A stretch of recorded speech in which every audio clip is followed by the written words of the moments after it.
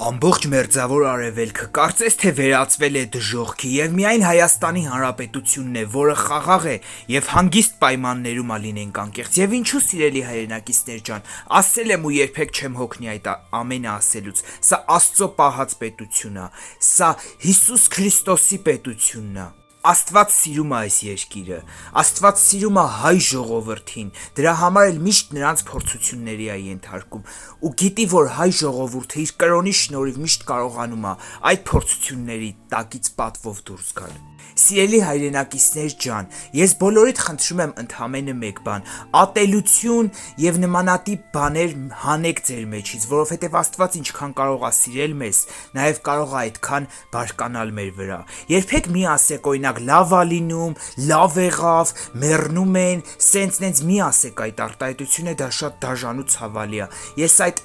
Իրանի, այնտեղ Դուբայի այդ կադրերը նայում եմ ու տեսնում եմ մեկնաբանությունում գրում եք լավ ա լինում, քիչ ա դեռ, մի ասեք այդպիսի բաներ, սիրելի հայրենակիցներ ջան, Աստված ամեն ինչ ա տեսնում ու ինչքան մեզ սիրում ա, կարա նաև այդքան էլ բարկանա։ Սիրում եմ բոլորիդ, Աստված պահապան լինի բոլորիդ և հիշեք մեկ բան, Հայաստանից լավ տեղ չկա, ինչքան էլ դժվար լինի, ինչքան էլ չգիտեմ, մեկի համար դժվար ա, մեկի համար դժվար չի, բայց քո երկրից լավ տեղ չկա։